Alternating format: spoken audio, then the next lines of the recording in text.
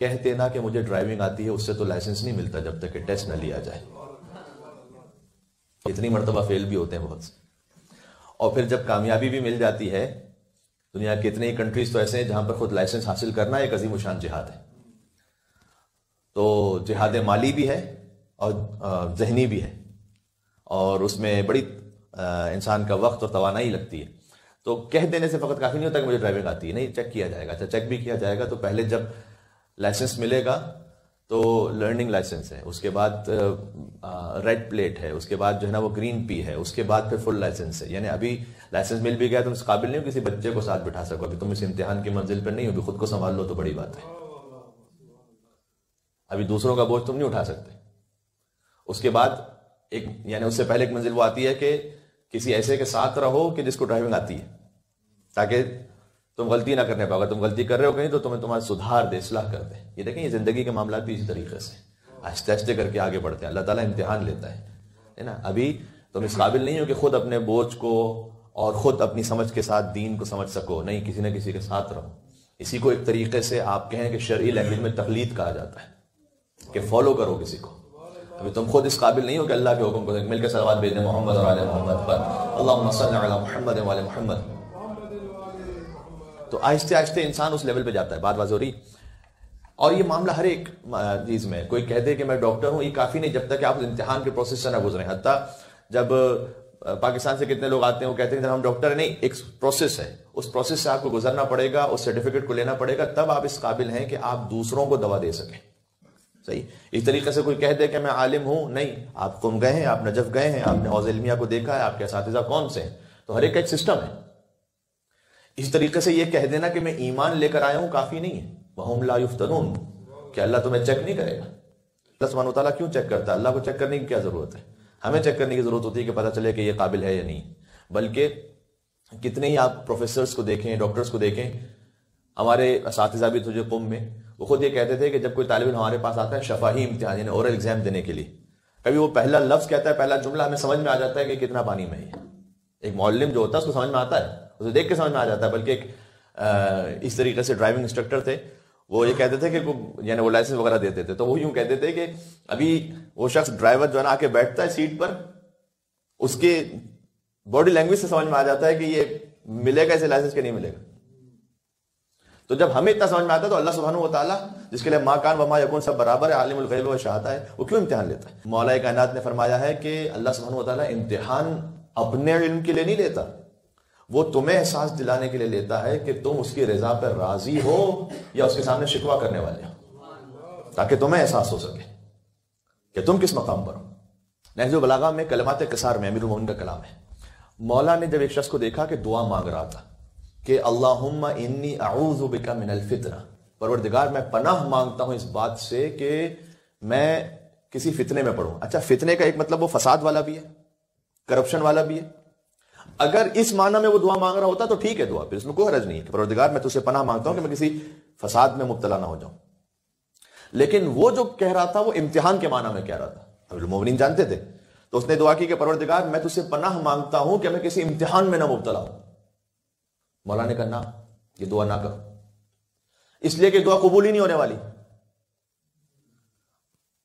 اس کی مثال ایسی ہے کہ کوئی ایگزامینیشن ہال میں پہنچے کہ پروردگار میں تجھ سے پناہ مانگتا ہوں کہ میرا ایگزام نہ ہو. یہ دنیا ہے ہی امتحان کا، یہ دعا قبول ہی نہیں ہونے والی. پھر مولا نے کیا کہا؟ سبحان اللہ. مولا کائنات نے کہا کہ دعا یوں مانگو، اللہم انی اعوذ بک من مضلات الفتن، پروردگار میں تجھ سے پناہ مانگتا ہوں کہ میں امتحان میں گمراہی میں مبتلا نہ ہو جاؤں. یہ دعا مانگو. اللہم صل علی محمد و علی محمد.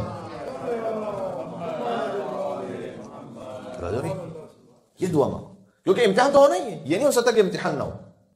یہ دعا مانگو کہ میں گمراہی میں نہ مبتلا ہو جاؤں امتحان کی وجہ سے، یعنی شکوہ نہ کرنے لگوں، یعنی خدا کی بارگاہ میں شکایت کرنے والا نہ بن جاؤ، کفر کرنے والا، کفران نعمت کرنے والا نہ بن جاؤ. یہ دعا مانگو. اور کی جگہ بات، جس کا بھی امتحان ہے نا اس کی 3 کیٹیگریز ہیں. دعا کریں کہ ہم یا دوسری یا تیسری کیٹیگری میں پہلی میں نہ ہوں. پہلی کیٹیگری ان لوگوں کی ہوتی ہے جو جزوع ہوتے ہیں،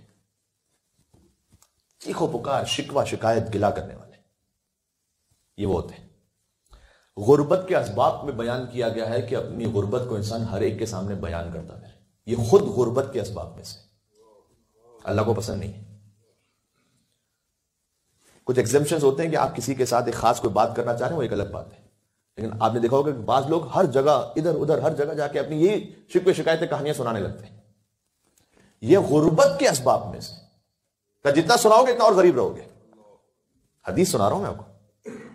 شکوہ شکایت اللہ کو پسند نہیں ہے. اشعث بن قیس کا بیٹا گزر گیا دنیا سے. کبھی کسی کا یہ امتحان ہوتا ہے بڑا سخت ہے. مولا نے اس کو کہا کہ دیکھو اگر جزع فریاد شکوہ شکایت کرو گے تب بھی تمہارا بیٹا واپس نہیں آنے والا. اچھا صبر کرو گے تب بھی واپس نہیں آنے والا. لیکن ایک فرق ہوگا. فرق یہ ہوگا کہ اگر اس امتحان پر شکوہ کرو گے تو معذور ہوگے. معذور ہے عین سے معذور نہیں، حمزہ سے معذور.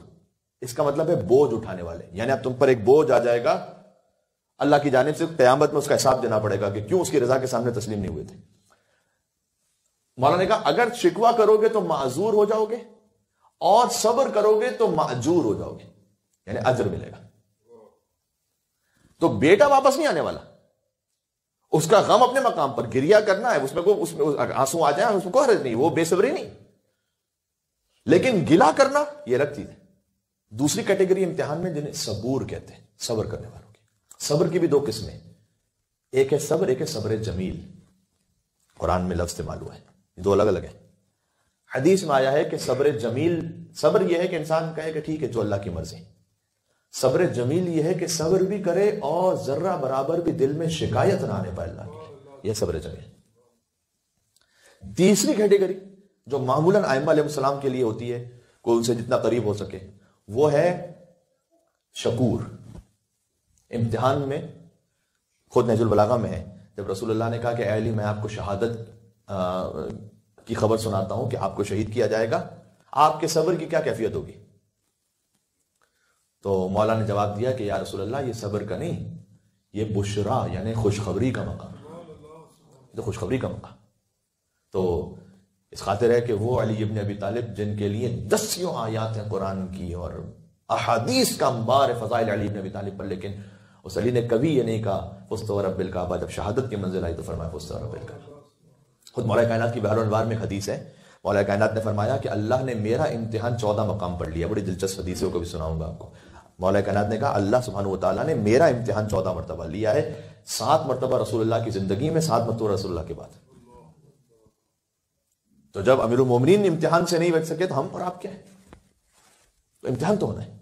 اس میں ہمارا جو ریئیکشن ہے وہ کیا ہوتا ہے، وہ ڈیسائیڈ کرے گا کہ ہم اللہ سے قریب ہیں یا دور ہیں.